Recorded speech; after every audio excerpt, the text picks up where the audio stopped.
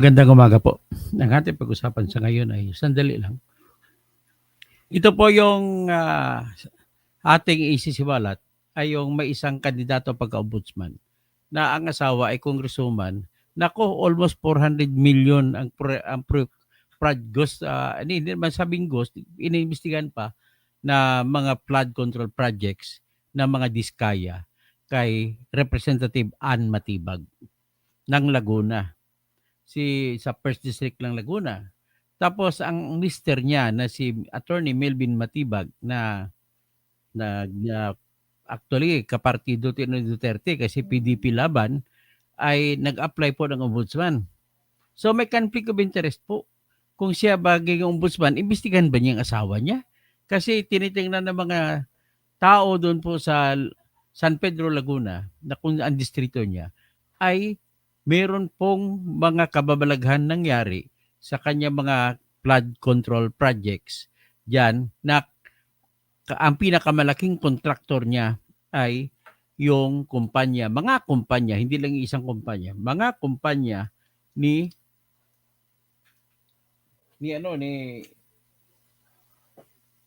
mga kumpanya ni Diskaya. So, pwede ba natin payagan yan? So, sa tingin ko lang po mga kababayan ko ay hindi to pwede pa. So, okay. So, ngayon siguro pakilala mo na tayo kasi habang wala pa yung ano. Kumusta din mga taga Barangay Kupang, West Kupang sa 22 kilometer 22 West Kupang sa Muntinlupa.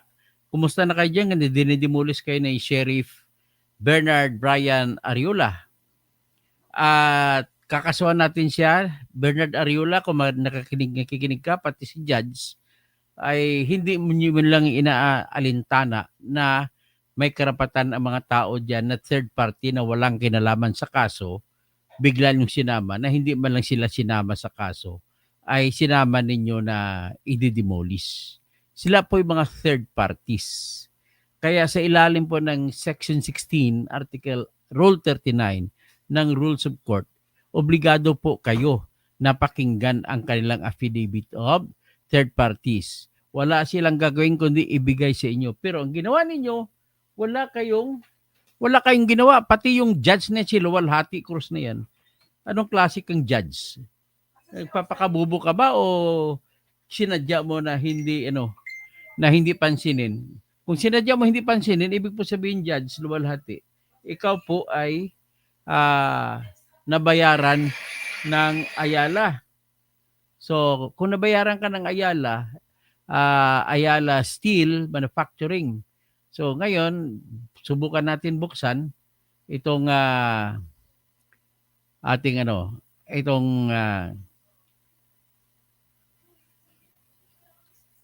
binigay, senior niya kung ano nga nangyari. So, let us share kung ano nangyari doon para makita ng mga tao.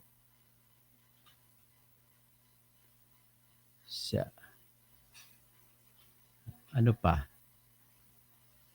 So, i-share muna natin kung ano nangyari doon sa Kupang, sa demolition, sa mga mahirap bago natin talakayin sa nating topic.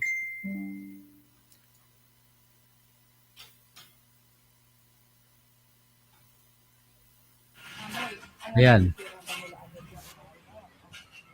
Oo, yan o. Laki-laki yan o. Hoy, microphone. Oo, mahirap tibagin mo. Hindi na. Pass forward. Dyan giba na. Pass forward. Kumusta na? Saan ka na nakatira?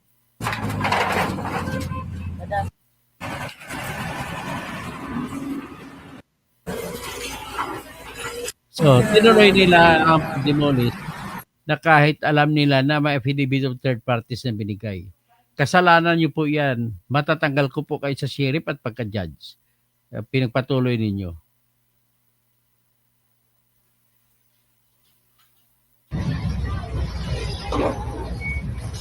Tingnan mo. So, yan doon. Binlag ko na to kagabi. At hopefully na mag-isip-isip naman kayo, Bernard Ariola at saka si Judge Luwalhati Cruz. Ang tingnan nyo po kung dapat bang pansinin sa ilalim ng Section 16 Rule 39 ang aming pakiusap sa inyo na tingnan nyo muna bakit sila hindi binigyan man lamang ng summons na magiging karapat-dapat sila na parusahan. Sa ilalim po ng ating batas, sa pinakamataas na karapatan ng pantao na makikita po sa Section 1, Article 3 ng ating Constitution na nagsasabi, no person shall be deprived of life, liberty, or property without due process of law, nor any person shall be denied equal protection of the laws. Kung sa Tagalog pa, walang tao, sinuman tao, ang matanggalan ng buhay, kalayaan at kayamanan kung walang batas at mapagkaitan ng patas na pagtingin ng batas. Dito hindi patas ang pagtingin nyo sa batas. With due respect to you, Judge Luwalhati Cruz. Basta kandidato ka na po for the filing of what we call as administrative case sa Judicial Integrity Office, kayong dalawa ni Sheriff. Because you did not perform your duty or your obligation under Section 16 Rule 39 na nagsasabi kapag may sinampa na affidavit o sinumpang salaysay na hindi sila kasali sa kaso, ay kaagad-agad usisain ninyo kung bakit. Pero ang ginawa nyo, tuloy-tuloy lang kayo po ng paggiba. So nevertheless, pupunta tayo ngayon sa happy birthday pala, Bongbong Marcos. O ito naman ang isa, ang aming panawagan. Itong misis ng nag-apply sa pagka-ombudsman na si Atty. Melvin Matibag na kasama dito sa PDP laban na partido. Nag-resign ata ito sa kay Duterte. Ay nag-apply pa ng ombudsman. Samantala, ang kanyang asawa na congresswoman ay maraming kontrata kay Diskaya. Halos 400 million po ang halaga ng kontrata niya dyan sa San Pedro, Laguna.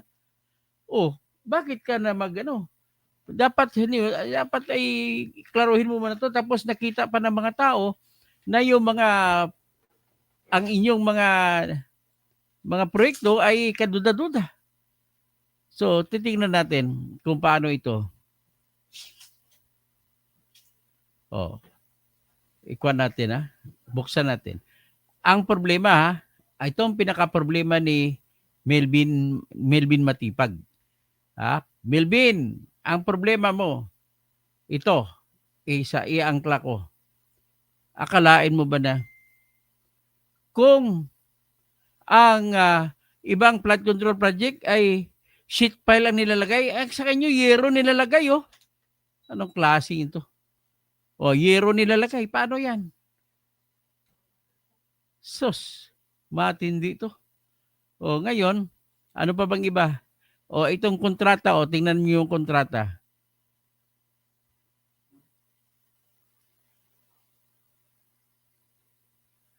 Ito si Melvin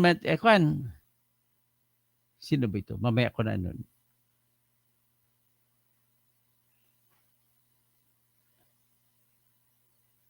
Si Melvin Matibag, kasama ni Ataydi. Kayong kontraktor na Ataydi, yung nakaitim, naglabas ng pera na 1,000,000, 1,000,000. Ikuha natin. Ayan, kumain sila, 121,000 na bayad nila. Tapos, nagbilang pa ng pera, naglabas ng 1,000,000 pera. Ayan, ang bill. Kaya mahina ito. Pero actually, na-vlog ko na ito. Nagbilang, may hawak na pera. Yan, may hawak na pera, 1,000,000. Ang bayaran niya, 121,000 na pagkain. Birthday ni Art Ataydi. Tatay ni Arjo Ataydi. Ayan si Melvin Matibag, yung nakapula. Keep the change, keep the... Ulit.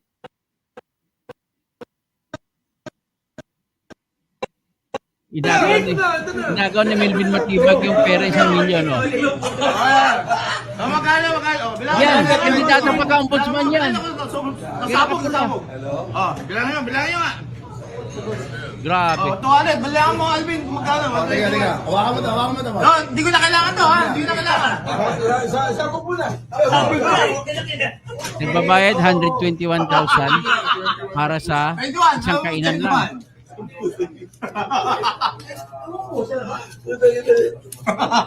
Dismiss kasi yung kaso. Oh. Tapos yung nakapula na yan, katabi niya ay kurakot na kontraktor, tapos apply siya ng ombudsman. Ayan. Yung 20 mil. O, 20 mil lang din. Oh, tip, mil. Ayan, mga waiter, 20 mil. 5, 6, 7, 8, 9, Ayan, no, 10, tatay 11, 12, 13, 14, 15, 16, 17, 18, 19, 20! Yan. Sinama mo naman sa bill yung sa baba, sagot dito yun. Kaya, Tama yun. Wala na ba? mag-file po ako. Yung pagkasolina namin. Mag-file po ako na Bilis na nakaganda. tawag na Hindi, kanina pa hiningi eh. Kano? opposition kay Milvin Matibag. 121,000. Wala na. Conflict of interest at saka kasama niya kontraktor. natin? Baka mali, baka kulang yan. Kulang. Ayan ang sabi, katatay ni Erdo Taydi. Oh, Ayan, 1 milyon. Tawanan pa sila. Kulang ba no? Kulang? Akala ko 1 million 20. Galing flood control yung pera na yan. keep the change, keep the change! Bastos talaga. Oh. Katabi niya nakapula si Attorney Belvin Matibag na nag-a-apply ng pagka-ombudsman. Asawa siya ni Congresswoman Ann Matibag na maraming proyekto kay Hawakan mo to, Vizcaya. hawakan mo to. No, hindi ko na kailangan to ha. Hindi ko na kailangan. Sa ko muna. Katabi niya sa kanan niya ay si Arjo Ataydi, yung may birthday. 21. Noong July yan. Hindi pa nakapanggigigil yan. Yung flood control money, oh. Kasi yung kaso, ba't ba pinadismiss yun lang kagad? Dapat isa-isa yun. O yan, sakto na. Ilan ang tip mo? Gando. Ilang pounds ba yung Yung 20 mil. Ilang kaso ba naman? 20 mil. O, 20 mil lang din. Oh, 20 mil. Yan. Isa-isa mo kung saan. 5, 6, 7, 8, 9, 10, 11, 12, 13, 14, 15, 16, 17, 18, 19, 20! Sinama mo naman sa bill yung sa baba, sagot dito yun. Ganon sila. Pera ng bansa Wala na natin. ba? Wala. Kontraktor yan, kontraktor Yung ni Kaitim. pagkasolina namin. Oh, yan. Ito kontrata ng St. Gerard na may 696 million na budget diyan sa city government ng Cabuyao, Laguna. Okay. Tapos ito naman kontrata ng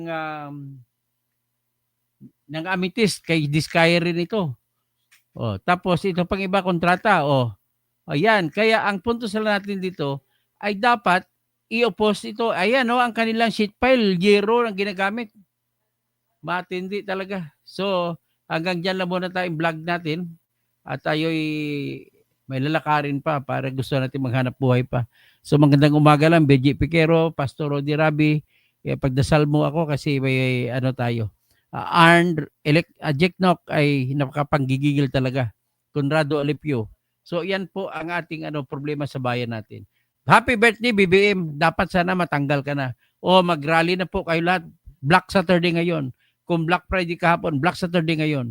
O, birthday tapos sa 21 sa Marcelo anniversary, mag-rally po ulit tayo. Lahat mapupunta doon na walang kulay. Kahit anong kulay, pwede nang pumunta. Walang kulay-kulay. Basta kay kalaban lang ang flood control. Yun lang po. Maraming salamat po.